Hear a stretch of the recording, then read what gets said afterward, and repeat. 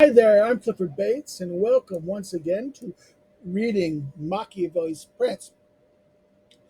Again, this recording is being done. We've had some issues with the heat and the computer crashing and microphone issues in the past because of the ventilation system.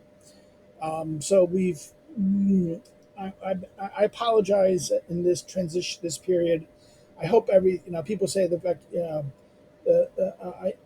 I can maybe see why people are not engaged in that. But when I go listen to it, I can still hear it. So I didn't, whatever, you know what the problem is. Well, if you hear some background fans or something in the background, we kind of up the volume a little bit. So hopefully you can hear it better.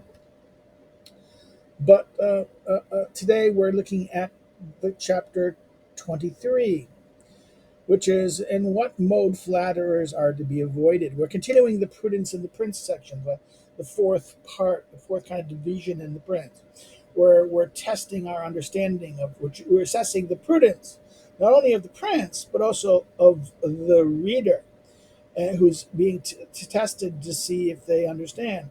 Because in these chapters, 20 to 25, Machiavelli often will engage in a situation where he will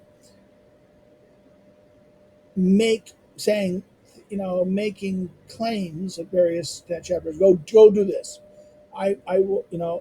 You can't talk. He'll make contradictions. He will make specific contradictions in the text. Contradiction, saying one thing, saying something here that contradicts something earlier, or raising something, even in the argument, saying, "Well, I won't do this," but then he does it. Right? This is, "Oh, you shouldn't do this," but then does it, or says you should do that, but then doesn't do it.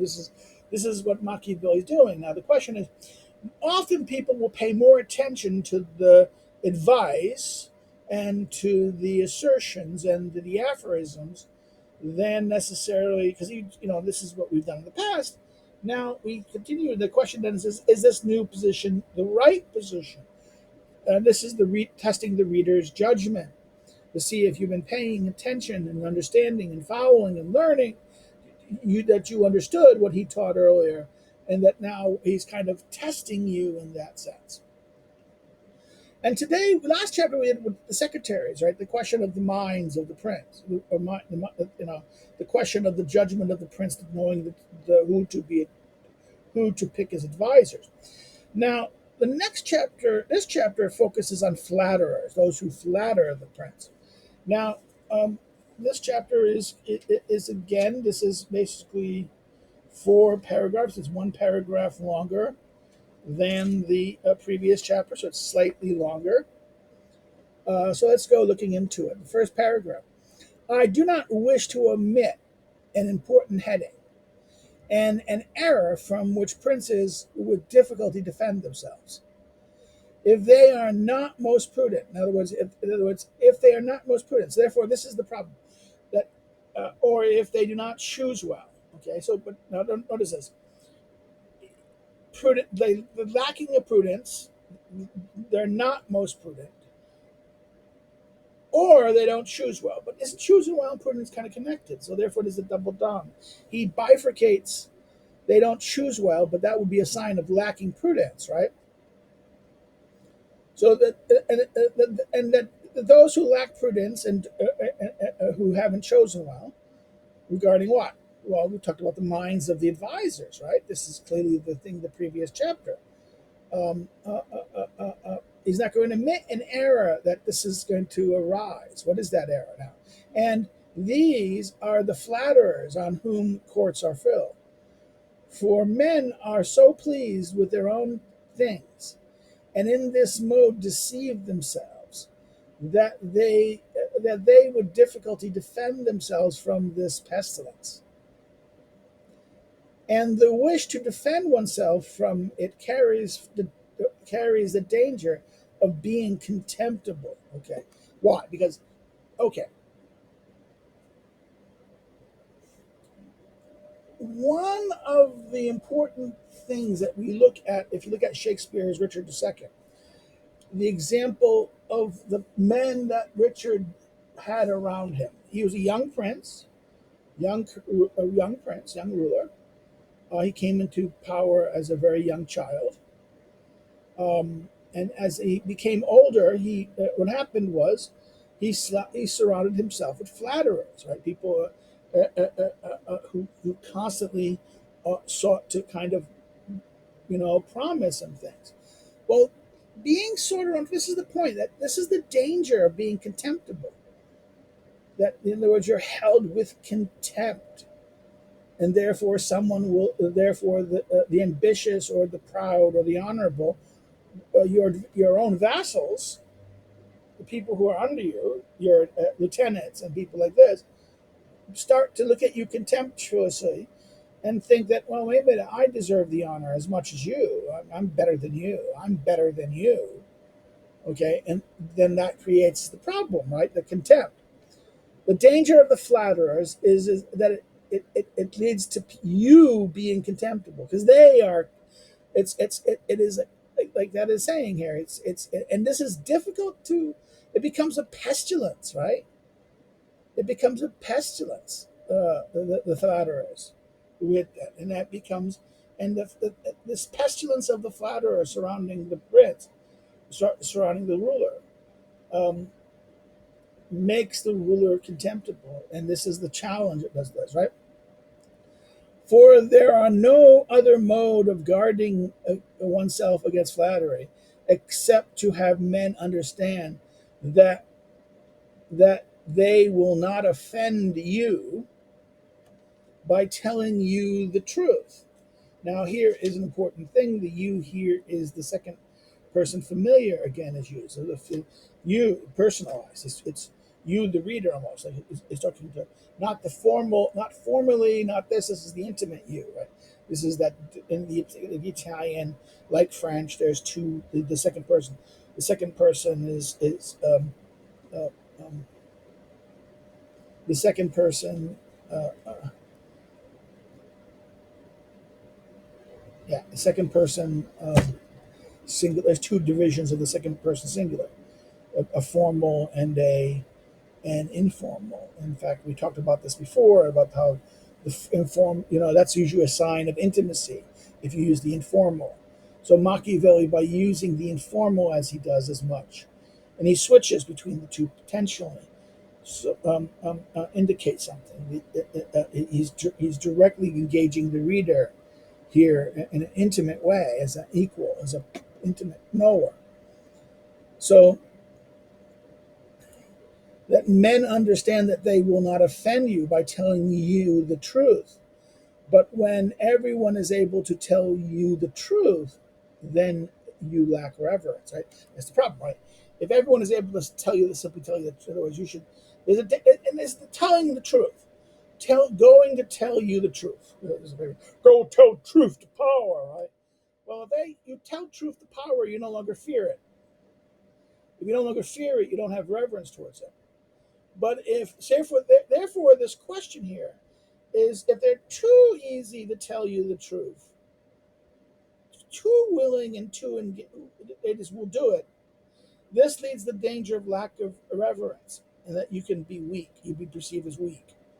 Without reverence, then no one fears you, and therefore you are perceived as weak, and therefore and this may lead to you being held in contempt for your weakness. Okay, so that's one problem. But the other problem is, people are afraid to tell me the truth, and they flatter me, and therefore all of a sudden I'm surrounded by flatterers, and this leads me to be held as this pestilence of the flatterers lead me to be contemptible. So it's a middle position.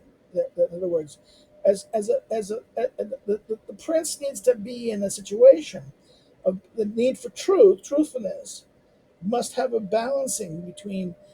I must not be. People must not be afraid to tell me the truth, but they shouldn't be what?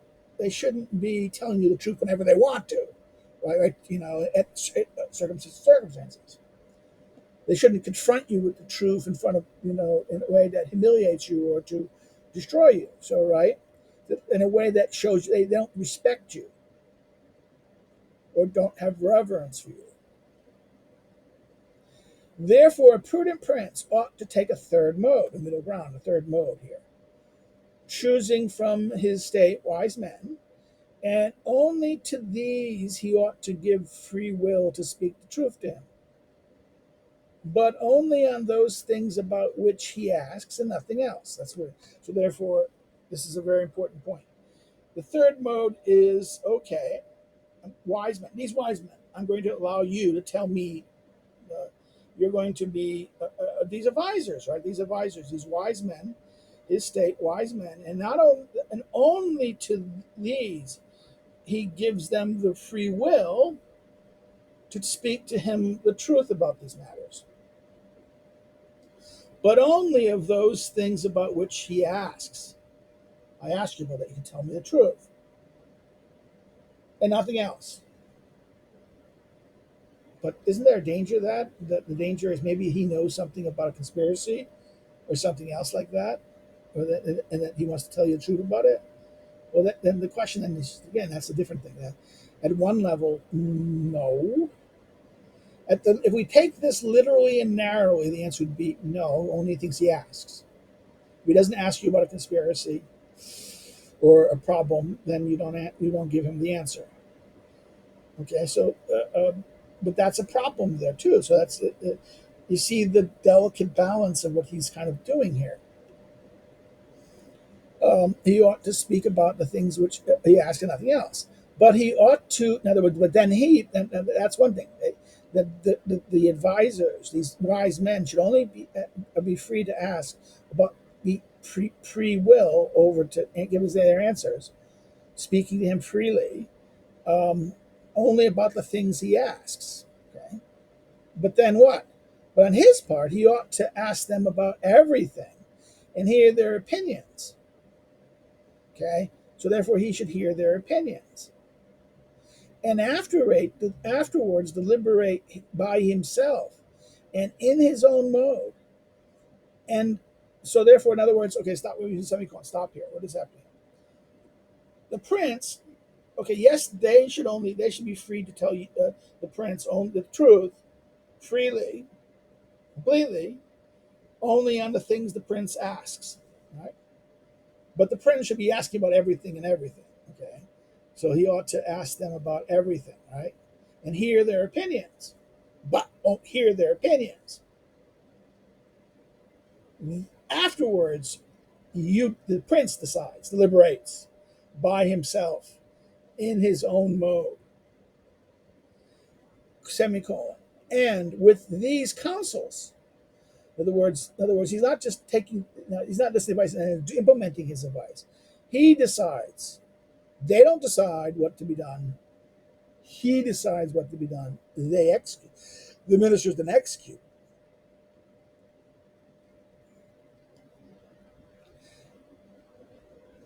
And in such a mode, and with these counsels, and with each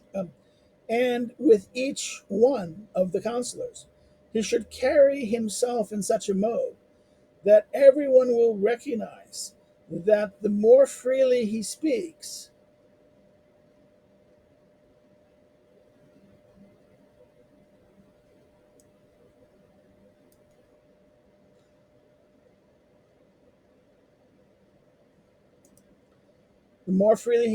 more will he be accepted. So that, in other words, the more freely, the more honestly he speaks to the prince. In other words, the ministers who are asked to speak to him, that the more freely they speak, the more they're accepted. Okay, the opposite is I push back. I start saying, and I kind of shut them down and doing like this. No, that's not what he's saying. He's saying that they're accepted. Oh, okay, I understand. Like this, like accept it. Now you don't have to then follow their advice.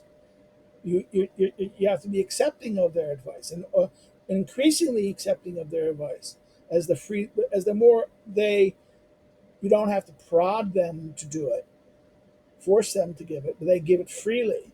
Then that's okay. Then you judge it, you merit it. But outside of these people, right? These people that you wise men, right? He ought not to wish to hear anyone. So, in other words, aside the people that these counselors and these experts and these people like this, he doesn't really wish to hear anyone, but ought to stand behind the thing deliberated and to be unyielding in his deliberation, right? Um, this is why I wanted to get here for a second. The deliberazione, Italian, right? Deliberation is now somewhat archaic meaning of decision reached as the result of deliberation. Okay, deliberations, right? Deliberations in a sense.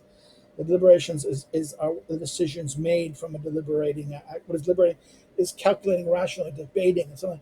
Deliberation can be understood as an oral rash argument, reasoning. It's not an argument of like trying to win an argument. It's more like highlighting and hearing the point and reasoning out loud. Okay, deliberating. The mind deliberates, but then deliberations are the kind of uh, uh, uh, way we engage in the the way we deliberate amongst each other. See that the individual mind does it within it, but then what happens is collective deliberation is we only have the way we communicate through our communication. So the human mind, the person, in ourselves, we deliberate in it, but we don't. It's being done within our mind. The arguments are within our head. In a collective body, it is done through the individual actors speaking and communicating with each other, and that therefore they come together to decide, right? Now he ends here that therefore what? He should accept those who speak, they should be accepted, they should be free. But then but outside of these people, he what? He ought not, beside these, he ought not to wish to hear anyone. So don't take the people who don't know things. Don't go outside of the people you've chosen to be the wise men or the wise advisors you've chosen. Um, you should have many. You should have many of the wise advisors and these people you trusted like this, and you should freely engage them. You should encourage them to speak to you, speak the truth to you, and that says only on what you ask, right? Back then. But what happened? And I should be asking everything, right? The prince should be, but I should be making decisions. So therefore, once you make it, and and in other words, he ought to stand behind the things deliberated. So once he's deliberated, now the deliberation is not the collective deliberation among the advisors. No, that is advice. It's that he deliberates. The ruler deliberates. Now, this would be a singular ruler or a collective ruler. That changes the nature of who's the one deliberating. But in terms of this, a prince is the one who decides is the prince, not the advisors. So it's not a collective deliberation in this sense. But what happens is the prince should be what? They should be stand behind the thing deliberated and unyielding in his deliberations. What he's done. In other words, you don't change your mind. You've done it. You made this is the best policy. We're going to do it. You don't go flipping flopping, right? Who does otherwise is either thrown upon the flatterers, whereas he doesn't listen to them. He shuts them down, and therefore they only tell him the things he wants to hear, right? Or what? He changes as often as opinion varies. In other words, he follows the opinion of things. He just does what they say and follows the opinion of things. And he is irresolute. In other words, one set of voice stuff here, and then as opinions change, he follows that. He says, this is like flipping, flopping, around, right? Um,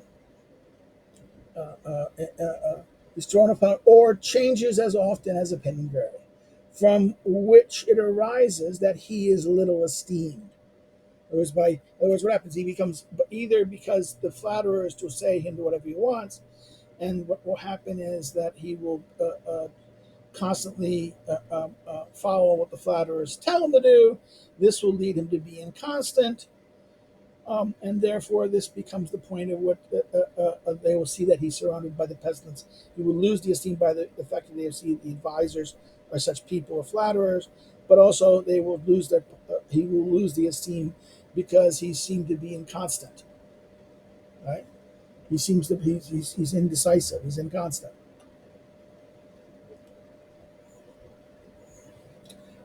The third paragraph, an example. On this point, I wish on this point to adduce a modern example. So you're going to give it a modern example. A Preluca, a man of the present emperor, okay, Maximilian. Luca Redinci was a bishop, ambassador, and consul to Maximilian I, the Holy Roman Emperor, right? When speaking of his Majesty's, said that he would not take counsel with anyone, and would not do anything according to his own mode. So therefore, in other words, the example of Preluca, who was talking about the present Emperor Maximilian, saying that he would not take counsel with anyone and would not do anything according to his own mode. This arose from taking measures contrary to the ones that stated above. Okay, so there's this Maximilian did the opposite of what was not doing. In other words, he didn't take information from people. He didn't allow people to give. He did not take counsel, and he did not take counsel with anybody. That means he just took, that's a double thing about anybody. He would not take counsel with anybody, and that's he. Okay, that means he doesn't take counsel from anyone, right? He just made his own decisions, but he would not do anything according to his own mode. So what? Since the emperor is a secretive man, so he's secretive, right? The emperor Maximilian is a secretive man. He does not communicate his plans to anybody. He does not take opinions. But as they begin to be known and discovered as he puts these plans into effect, they begin to be contradicted by those around him. And he is very easily persuaded from them. So therefore, he doesn't tell people what he wants. He's make a mind, he starts putting a policy in that. Then the people around him, they kind of come to know the plan by the results, right? They do not take opinions, but they begin to be known, those plans, and discovered as he puts these plans into effect. They then begin to contradict. They begin to be contradicted by those around him. Oh, this is not working. This is not doing this, and this is not doing that. And he is easily persuaded from them. From which it arises that those things that are done one day are destroyed the next, and no one ever understands what he wants or plans to do, and no one is able to base himself upon his deliberations. In other words, you don't know his mind, you don't know the prince's mind. He's secretive. He doesn't really tell you what he wants. He then begins doing what he wants. He issues plans to do what he wants. He begins doing what he wants, or has plans, begins executing. And then all of a sudden, the people, they recognize what it is, and then they start contradicting him. And then what happens is the people contradicting him persuade him. He becomes easily persuadable of the contradictions. And therefore, the plan, he changes his mind. Or the plan that he decides then he changes his mind. But he doesn't tell anyone he changes his mind. And new plans, in other words, that this is the chaos of the moment, right? That no one ever understands what he wants or plans to do, and no one is able to base himself upon his deliberations. So this is the example of Maximilian is a disaster of that sense, of miscommunication, of weakness of deliberation. In other words, he doesn't stand behind his own decision.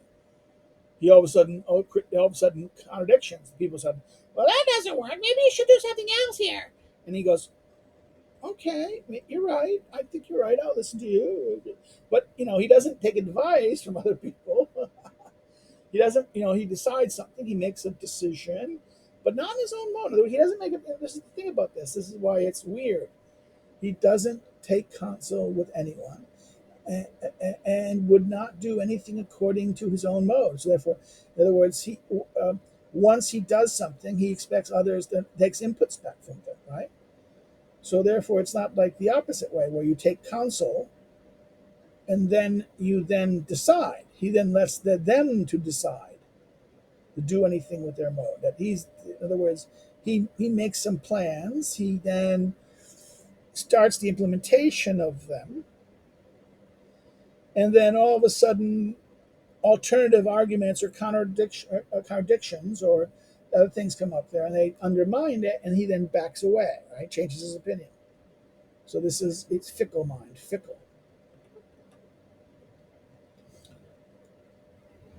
The fourth and final paragraph here.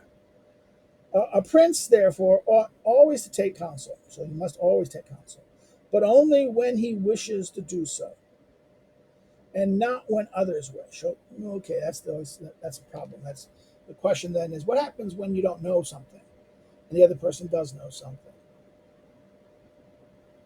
Maybe you should wish to be informed when you don't know something, so that the principal ministers who know would tell you, right? A prince ought to take counsel, but only when he wishes to do so, and not when others wish. So in other words, the advice should be counsel of a policy. Now, this is not information. Counsel here means making decisions, getting the background information to make a decision.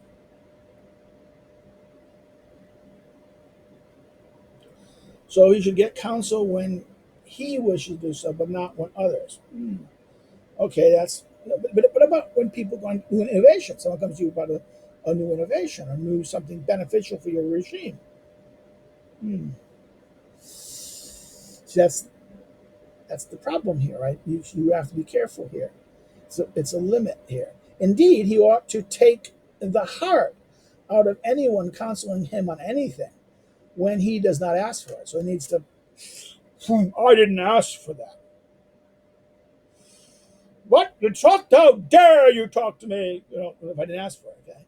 He needs to take the heart out of somebody, right? Take the courage. But isn't that running the risk of making flatterers? But he needs to do that. Why? But he ought very much to be an asker at large, and then a patient hearer of the truth about the things asked. Indeed, when he understands that someone, because of some reservation, does not speak the truth, he should be disturbed by it. In other words, okay, this is the other thing. In other words, you shouldn't, in other words, the prince should be proactive here. You should be asking questions. You should be curious. You need to be curious. Your mind needs to be looking for the problems, looking for the things, looking for solutions, looking for new opportunities. You need to be creative. You need to be proactive. You shouldn't be in the situation where, in other words, the danger here is you don't want people thinking that you are not really the person inventing the new ideas in that sense. In other words, that's the danger here, right? That you can't be seen as being, someone who no one respects. So therefore, you need to prevent people who coming to you directly with programs of this. As Machiavelli says here, this is a danger. This is a problem of prudence. Taken to an extreme, this could be a mistake as well. So therefore, this is a weird chapter in this way. There is a point where this is something new that's being taught, and that maybe we should pay attention to. Now, in other words, I should be an asker at large, right, and patient hearer of the truth. But then what? But if I understand that someone, because of reservation, doesn't, this is disturbed by that. Many judge that a prince who gains for himself the opinion of being a prudent man is so because is so held, not because of his nature, but because of the good counselors that he has around him. And doubtless they deceives themselves. So in other words, many people, many judge that a prince who gains an opinion of being a prudent man is not because he's prudent, but because he has good advisors around him. But that is deceiving himself. Because if he was not a prudent prince, he would not be able to pick the good men to have about him. Right? He says, um, doubtless they deceive themselves in that sense, that it's only because of the men around him. You don't have to be a prudent prince. You can not, can be an idiot, can do it as long as you have good advisors. No. This goes back to the problem of the three minds, right? The three minds of the last chapter, previous video. Um,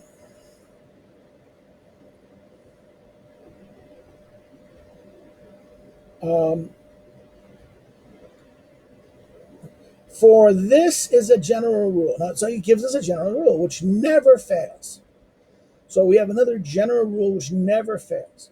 A prince who is not wise himself cannot be well counseled. And unless by chance he consigns himself, now this is a weird for a governor, right?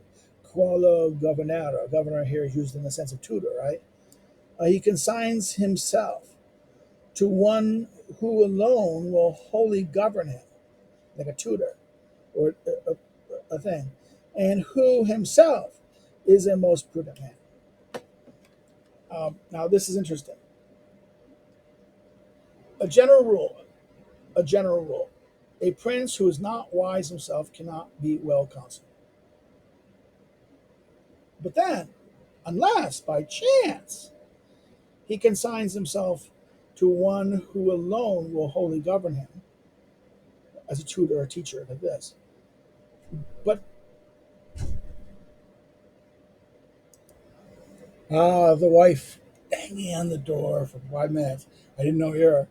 And she goes, she brought in some ice cubes and some lemonade for the heat. And this is a really hot day, I would say, out there. Um, we're wrapping up the last paragraph here. General rule, right? He says. But notice this, it's weird. Leo, my teacher said, one of my teachers 30, 40 years ago, long when I was my first graduate studies at the MA level. The Alvarez always joked about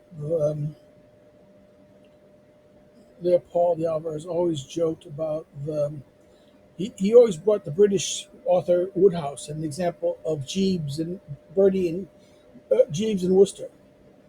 Jeeves being the gentleman's gentleman, but that and Bertie Worcester was kind of a gentleman, but he was kind of not the most wisest person.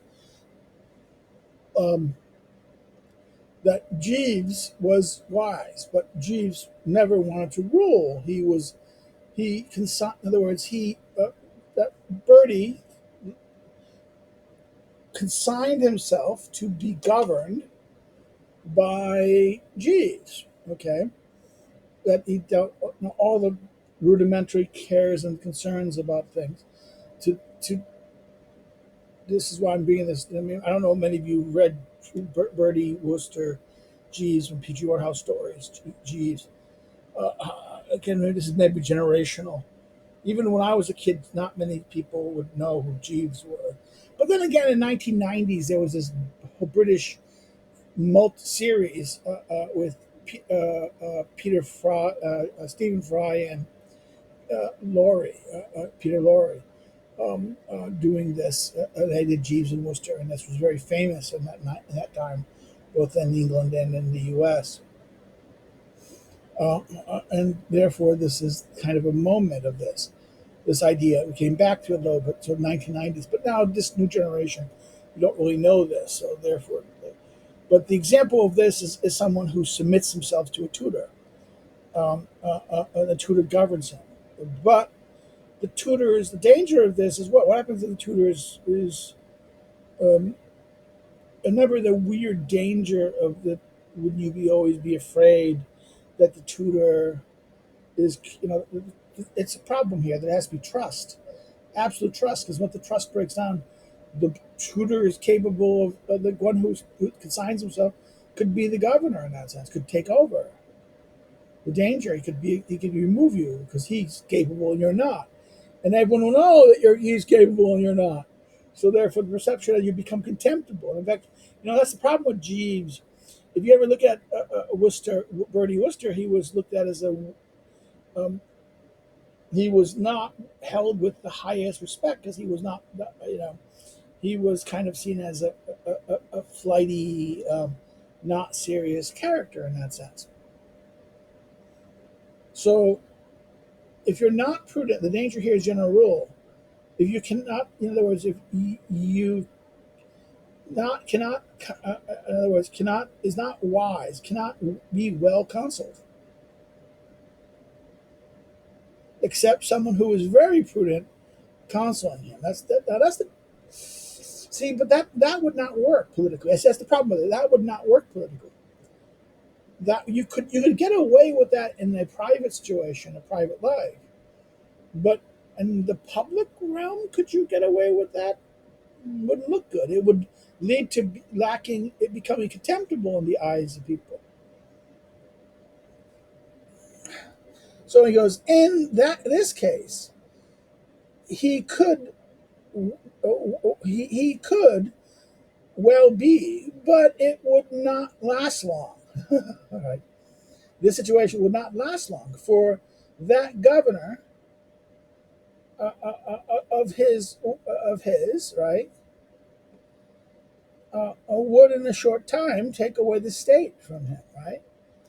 Take away the state from him. But in other words, the problem is this person will take away the state from him. That's the whole point of that, right? Right. But if he takes counsel from more than one, an unwise prince will never have unanimous counsel, and he will not know by himself how to reconcile them.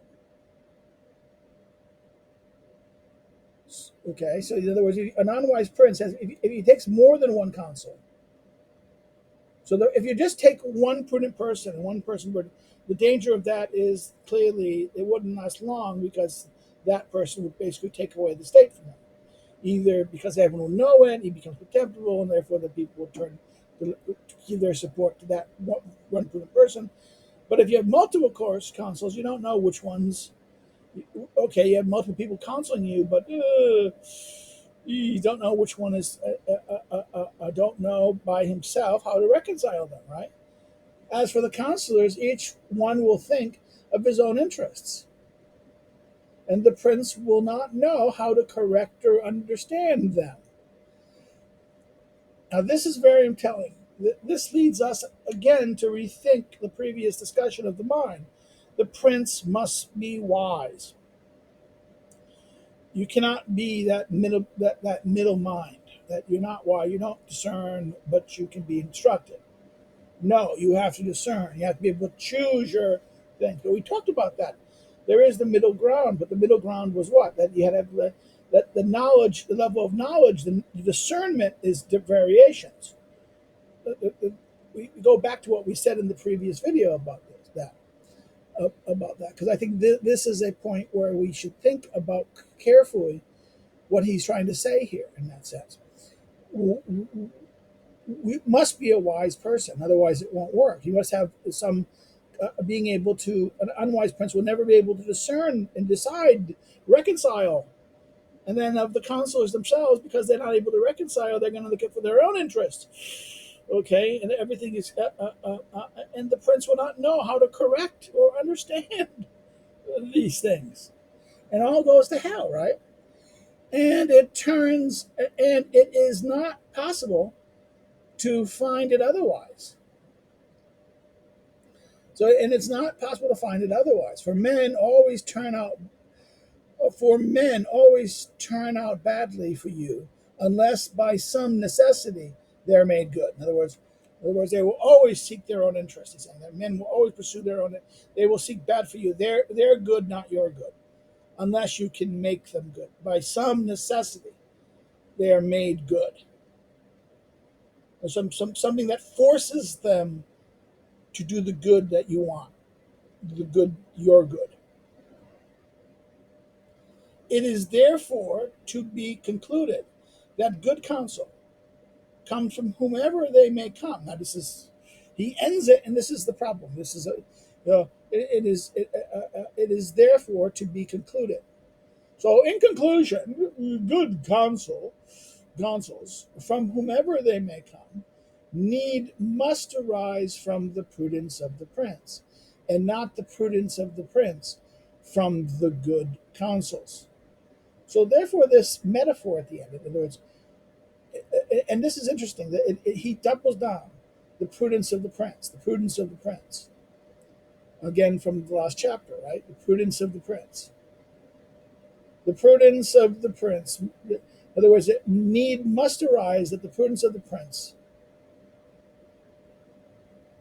In other words, good counsels must come from the prudence of the prince, must come from the prince, his prudence, and not from not the prudence of the prince because of good counsel.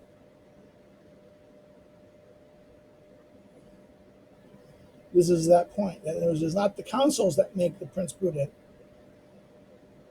but the prudence must be inherent in the prince, must be his own origins, not a product of the counsel. Again, one's own. This is an example of the difference of being one's own man, possessing that you have the prudence. You're not depending upon others. This is to rely on yourself and your ability, your virtue, not the virtue, not upon others. To rely on others is to like relying on chance in that sense. So let's stop here. If you have any comments or questions or concerns, please put them in the thing below. If you've liked and I'll answer them when I see them. The comments, questions, or issues about the questions of what we talk about flatterers here and this question here. If you've liked the chapter, like this what we've done today in this video, hit the like button. Please hit the like, thumbs up it. It helps the algorithm, both comments and interaction with the video and a thumbs up. All help the algorithm of YouTube to get people to come find us and what we're doing. If you have not subscribed, please subscribe. It will help the channel grow some more. We're at the magical near number soon. But I hope that everyone gets kind of a certain level to say, hi there. And encourage your friends to come check the channel out. Some of you know, friends, colleagues, or people you know who's interested in these kind of issues. Check out this video and other videos that we've done, other video series we've done. Subscribe, please subscribe. Encourage others to come check us out and encourage them to join us in this endeavor. It's just our little checking out things.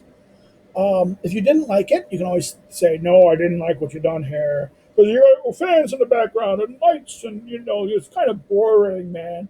You're not interesting, okay? Then, therefore, you can always thumbs down it, but say why in the comments. What substantive issue that you had wrong with what I said, with the presentation of what I did. Again, it'd be useful for people. In other words, another thing you can do is follow me on social media. The URL, the links to the social media, more Twitter, useful, but other social media links. Then the next thing you can do is you can, what, man, what, hey, man. Okay. If you want to know more about me as a scholar, as a researcher, you can check out my academic, check out my research and academic activities in that sense. You can do so in my academic social media links, the URLs that are below the social media links. And last but not least, if you want to help me to do what I do, and you want to do it so financially contribute to this and help assist me on these matters, then be a patron. You can do so through the link to Patreon or to Subscribestar listed below. Or otherwise, another way you can do it is buy one of my books. My three currently available books are listed there, are below, and you can order it either through your local bookstore. That's okay, or online distributor like Amazon, Barnes and Noble, a books, or Libris, or any other similar online distributor, or directly to the publishers themselves, the publisher website. Well, that's it. We now look to 24, chapter 24, which deals with kingdom. Okay, um, the kingdoms of Italy. Why the princes of Italy lost their kingdoms. Right. We'll talk about this. That'll be our next chapter. Well, take care and have a good one.